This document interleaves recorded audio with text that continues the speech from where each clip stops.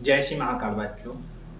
पिछली वीडियो में हम पाठ 1 इसका नाम है वास्तविक संख्याएं से संबंधित पूरी महत्वपूर्ण जानकारी उसका बेस पढ़ लिया है। अब इस वीडियो में हम पाठ 1 से संबंधित जो भी ऑब्जेक्टिव प्रश्न, जो भी वस्तुनिष्ठ प्रश्न हमारे बोर्ड परीक्षा में आएंगे उनका अध्ययन करेंगे। चलो ध्यान से देखो। पहला प्रश्न है, किसी वास्तविक संख्या का निरपेक्ष मान, क्या बोलेंगे, किसी वास्तविक संख्या का निरपेक्ष मान सदैव होता है। कैसा होता है आपको पता होना चाहिए। निरपेक्ष मान हमेशा कैसा होता है, धनात्मक। कैसा होता है, धनात्मक। याद रखना आप लोग। परिमेय संख्याओं के दशमलव निरूपण को कहते हैं। मतलब परिमेय संख्याओं का दशमलव निरूपण कैसा होता है, शांत। आप लोगों को पता होना चाहिए परिमेय संख्याओं का दशमलव निरूपण कैसा होता है, शांत। जबकि अपरिमेय संख्याओं का दशमलव निरूपण कैसा होता है, अशांत। आपको याद होना चाहिए कि अपरिमेय संख्याओं का कैसा होता है, अशांत अनावृत्ति। कैसा होता है, अशांत अनावृत्ति। परिमेय संख्याओं का दशमलव निरूपण शांत या अशांत आवर्ती। ठीक है ना। अब देखते हैं दो परिमेय संख्याओं के बीच कितनी परिमेय संख्या होती हैं। आपको पता होना चाहिए कि दो परिमेय संख्याओं के बीच अनंत, अनेक, अनंत अपरिमेय संख्याएं होती हैं। गिनती नहीं है, कितनी भी हो सकती हैं। ठीक है ना। अब क्या है, HCF 91 और 21। मतलब 91 और 21 का मासा ज्ञात करो। अब मासा ज्ञात करने के लिए दोनों का गुणनखंड करो अलग अलग। तो 91 के कितने आ जाएंगे, 13 और 7। 21 के कितने, 7 और 3। ठीक है ना। तो 7 तो दोनों में आ रहा ना, तो इसका HCF कितने है, 13 7 91 होते और 7 3 21। तो इसका HCF 7 आ जाएगा। कॉमन फैक्टर देखना ना जो दोनों में आए। ठीक है ना। अब देखते हैं LCM 12 15 21। 12 15 21 का LCM ज्ञात करते। चलो यहीं पर देख लेते हैं। जैसे 12 के क्या आ जाएंगे, 2 गुना 2 गुना 3। ठीक है ना।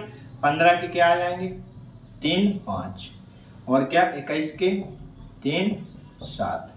ध्यान से देखना आप लोग। तो अब देखना, जैसे अपन करते, इसमें हमने क्या बताया था, सबसे बड़ी घात देखना है। इसमें क्या है, 2 की घात 2, किसी में नहीं, तो 4 जे हो गए। 4 3 12, 3 सब में 1 है, 3 5 15, 15 सत्ते कितने होंगे, 105। तो इसका क्या LCM कितने आएगा, 105 नहीं। देखो एक बार वो देखते, देखो 2 दूनी 4, 4 3 12, 12 हो गए इसमें। ठीक है ना।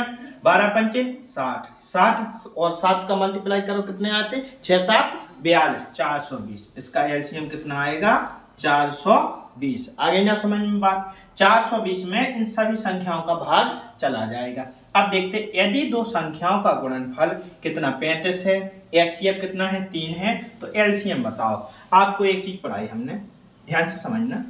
आपको पढ़ाया कि पहली संख्या गुना दूसरी संख्या बराबर LCM गुणे HCF। तो देखो संख्याओं का गुणनफल कितना दिया इन्होंने, गुणनफल दिया 135 और HCF कितना दिया 3। क्या निकालना, LCM। यही फॉर्मूला होता, 3 को यहां पर लेता तो कितना आ जाएगा, बराबर LCM। 3 चौके 12, 3 5 15। तो LCM बराबर क्या आ गया आपका 15। LCM कितना आ गया 15। तो यहाँ पर 15 लिख दो आप। समझ में आया ना। चलो अब देखते 11 व 13 का HCF देखना ना, कॉमन फैक्टर। तो 11 और 13 में ऐसा कौन सा है जिसका भाग दोनों में चला जाए, तो 1 है। तो इसका HCF क्या आ जाएगा, 1। अब देखते हैं इस सवाल को क्या बोल रहा है, 5 15 20 के LCM व HCF का अनुपात ज्ञात करो। यहाँ पर देखते चलो। 5 15 20 का LCM देखो। पहले तो आप LCM क्या आएगा, 5 तो इसमें हो गया तो 15 तो आ जाएगा। ठीक है। 5 चौके 20 4, 15 चौके 60। क्या है LCM 60। और HCF क्या है इसका, आपको पता है 5 6। 5 का भाग सब में जा रहा। अनुपात निकालना ना, अनुपात कैसे, 60/5। काटो 5 1 5 12। तो क्या आ गया 12:1। तो यहाँ पर क्या आ गया आंसर, 12:1। ठीक है, ध्यान रखना। अब देखते हैं 5 माइनस √2 कौन सी संख्या है। आपको पता होगा कि परिमेय संख्या एवं अपरिमेय संख्या का जोड़ घटाना गुणा भाग क्या होता है, एक अपरिमेय संख्या होता है। तो यह कौन सी संख्या है, हमेशा अपरिमेय संख्या। कौन सी संख्या है ये? अपरिमेय संख्या। अब देखते किसी पूर्णांक m के लिए समपूर्णांक का रूप, या फिर बोल सकते किसी धनात्मक पूर्णांक m के लिए सम होने का या सम का क्या रूप होता है? सम का रूप होता है 2m, या फिर बोल सकते 2p, मतलब ऐसे बोल सकते 2m या 2p। अब देखेंगे किसी पूर्णांक m के लिए विषम पूर्णांक का रूप, ये सम का हो गया, अब विषम का क्या होगा? 2m + 1 या 2p + 1। ध्यान से समझते जाना आप। लास्ट में देखो आप, भाज्य बराबर एक फॉर्मूला पढ़ा है आपने, भाज्य बराबर क्या होता है? भाजक गुणे भागफल प्लस शेषफल। तो यहाँ पर क्या लिख दो? भाजक गुना भागफल और प्लस में क्या लिख दो? शेषफल। तो इतने ऑब्जेक्ट समझ में आ गए ना आपको? चलो और अच्छे से ध्यान से पढ़ लेना। चलो देख लो, स्क्रीनशॉट ले लो आप। चलो अब हम देखते हैं और भी ऑब्जेक्ट। 13वां प्रश्न है, यदि n² - 1 संख्या 8 से विभाज्य है तो n कैसी संख्या है? n कैसी संख्या मतलब सम है या विषम है? चलो देखते हैं अपन। मान लो n की जगह 2 रख के देखो, तो 2 दूनी 4 माइनस कितना 1, तो कितना आया? 3 नहीं आया। चलो 8 से विभाज्य है, लेकिन ये देखना, चलो 4 रख लो अपन, 4 चौके 16 में से 1 गए कितने? 15, नहीं कटेगा। 5 रखो, 25 में से 1 गए कितने आ जाएंगे? कितने आ जाएंगे? 25 में से 1 गए 24, 24 जबकि 8 से कट जाता है तो कितना क्या आ गया? 5। n कैसी संख्या है? 5, यानी विषम संख्या, विषम संख्या। ठीक है ना? अब देखते हैं अपन, एक परिमेय संख्या व अपरिमेय संख्या का योग अंतर क्या होता है? आपको बताया है हमने कि एक परिमेय संख्या और अपरिमेय संख्या का योग व अंतर हमेशा क्या होता है? अपरिमेय संख्या। क्या होता है? हमेशा अपरिमेय संख्या। ठीक है ना? √2 कैसी संख्या है? आपको बताया यदि रूट के अंदर अभाज्य संख्या हो तो वह कैसी संख्या होती है? हमेशा अपरिमेय संख्या होती है। कैसी संख्या होती है? अपरिमेय संख्या। कौन सी संख्या होती है? अपरिमेय संख्या। अब देखते हैं HCF AB गुना LCM AB, मतलब AB का लासा और मासा का गुणा करें तो क्या आता है? A गुना B, दोनों संख्याओं का गुणनफल। अब देखते 4, 5, 6, 7, 8 से विभाज्य सबसे छोटी संख्या क्या है?